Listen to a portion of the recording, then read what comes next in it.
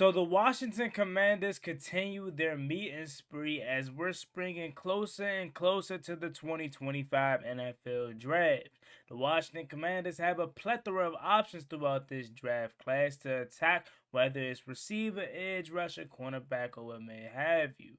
The Washington Commanders are set to meet with an explosive wide receiver from Georgia that has a lot of upside. Could this be the Dyami Brown replacement that we're looking for? Let's talk about it. The way that we live is not for everybody. Nah, that ain't it, y'all. How do you think the rest of Jaden Daniels' career is going to go? If we're, 6, 7 games into Jaden Daniels' career and he's already milking injuries? Like, stop saying my name, you dick riding bastard. I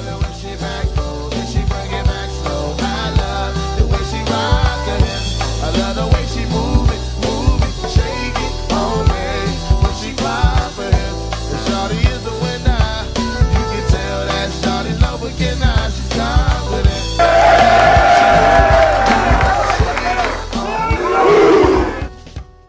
YouTube, what's going on? It's Juan Gotti here. We on the Washington Commanders video, and in today's video, I'm coming on here with a video. We're going to be talking about the Washington Commanders set to meet with a Georgia wide receiver that has top end speed and the deep threat that could be replacing Dyami Brown. So without further ado, let's get straight into today's video.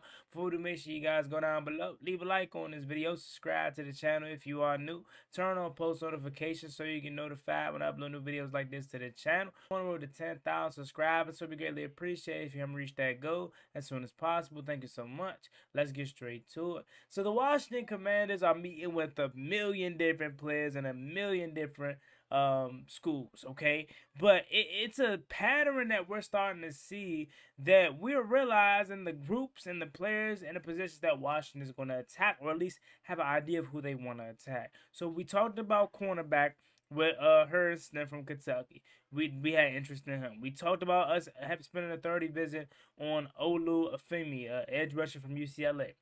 Now today, we're talking about Washington meeting with a wide receiver from Georgia, and that just goes to show you that everything's on the table for the Commanders. Even though we just got Deebo Samuel, even though we got Michael Gallup, and although the receiving core doesn't seem to be like, set in stone, don't get me wrong, we made moves at other positions, but we're still looking to get better and younger at those positions, if you get what I'm saying. We did a good job in free agency filling those holes with veterans, but obviously you want to still come in and get some young guys to pair along with them. So the Washington Commanders are meeting with Arian Smith, wide receiver from Georgia. Now, when I first seen his name come across my screen, I said, oh, okay, this is the guy that is a deep threat that catches all of the balls, that Carson Beck was throwing 60, 50 yards down the field. Now, when I looked at his film, I immediately was impressed with the ability to get through the secondary and break free. Now, with Arian Smith being here as a potential landing spot for Washington, I immediately thought of him being a Dyami Brown replacement. Remember, when we got rid of Dyami Brown, we chose not to bring him back, and he chose to go to Jacksonville. The biggest thing that we felt like we were going to be losing with Dyami Brown was not having that ability to stretch the field vertically. The only player on this team that was able to do that on a consistent basis was him and Terry McLaurin. So you really had no deep threat outside of Terry now that Dyami was there. But I will say Michael Gallup, and this is why I'm so high on him. First of all, he's still 29 years old. That's one. He's fresh off of a year in which he retired, so he didn't play since 2023. But Michael Gallup can stretch the field vertically, and I feel like that's a big reason as to why we brought him in as well. But you can't never have too many deep threats, especially for a quarterback like Jaden Daniels. Now, Arian Smith from Georgia, when I looked him up and heard him talk and stuff like that, the first thing that comes off the screen when you look at the person and hear him speak is he seems like an intelligent kid. He seems like a guy that is humble, that puts his team first, that is, comes from a great family. I didn't do my deep background search on him because I'll do that if we in fact draft him.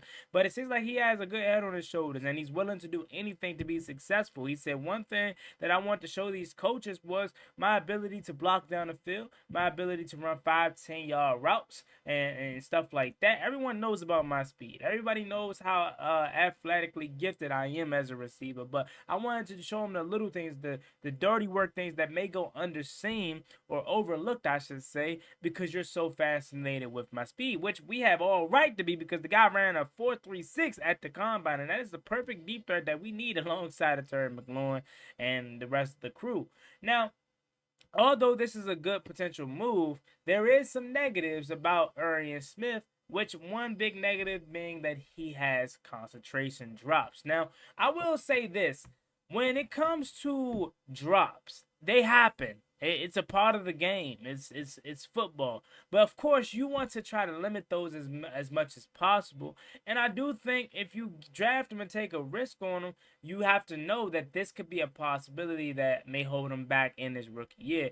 Of course, you can always get better. Terry McLaurin wasn't the best hands catcher and still isn't the best pass catcher with his hands, but he went home and caught 200 balls a day. That's how he got his scholarship at Ohio State. So I think things like this shouldn't necessarily scare you completely off from drafting a player. It's all about, does this player have the work ethic to improve those things that keep him back? And from looking at the little things that I did with Arian Smith, the film, the interviews, Georgia fans, it seems as if he's that kind of guy. He's aware of some of the issues that he's had at college, but he's willing to work on it. And talking to or reading, I should say, Georgia fans' comments, they're like, man, his jump from freshman year all the way to his last year this past season, it was outstanding. He came in and he wasn't really the best, but over the years he gradually progressed and became the player that we know today. Now, when I first heard his name, I immediately thought, okay, he's probably a first, second, maybe even third round pick. But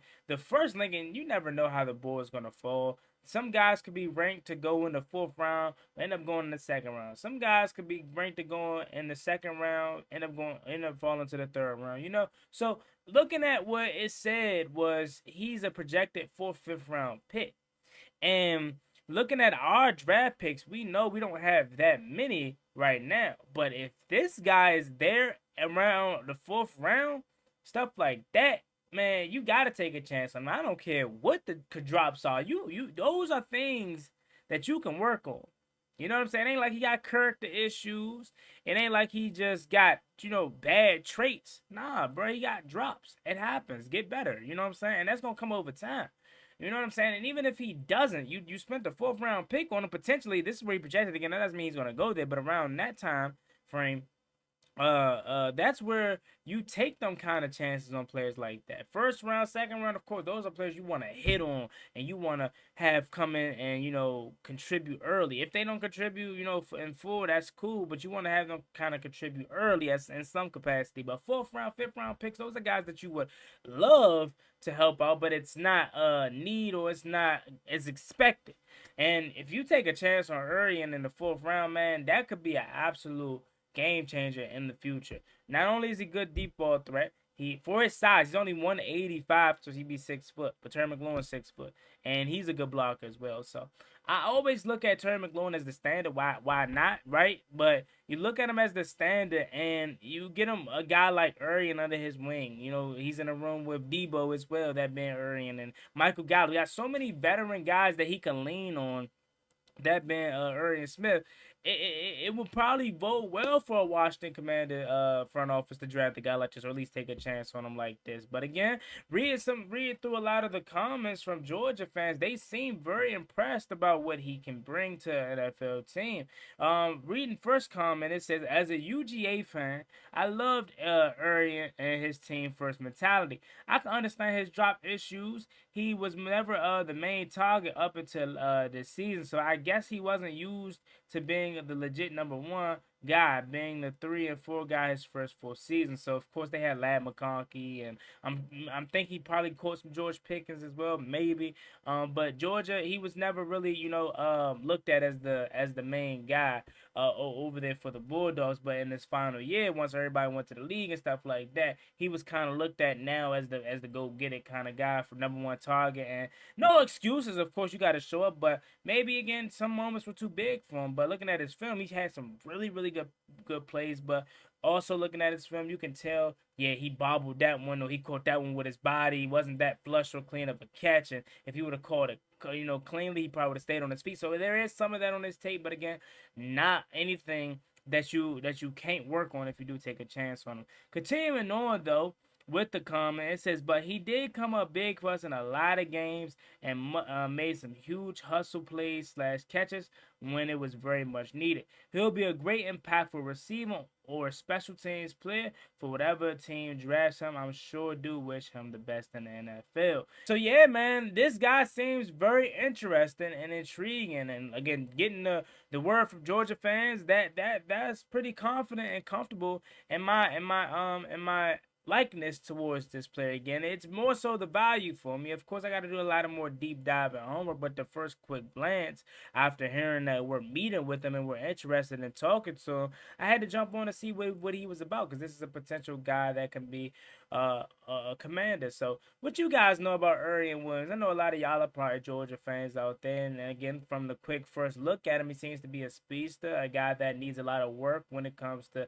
hands and catching passes, but you know, a guy that you probably take a risk on, you know, low risk, high reward kind of guy. In that worst case scenario, you draft him in the 4th, 5th round, he will be a special teams demon, which you need those as well. So let me know what you guys think in the conversation down below. But once again, the Washington Commanders are set to meet with Arian Williams, wide receiver out of Georgia. Let me know what you guys think in the conversation down below. As always, me and boy Juan Gotti. Make sure you like, comment, and subscribe to the channel. We're on the road to 10,000 subscribers, so greatly appreciate if you reach that goal as soon as possible. Thank you so much. Y'all blessed, stay safe, be easy out there. Peace. Never gave up on me. Ballin' like I'm Deshaun, throw the bomb, G. That's IG, my jersey never seen a laundry.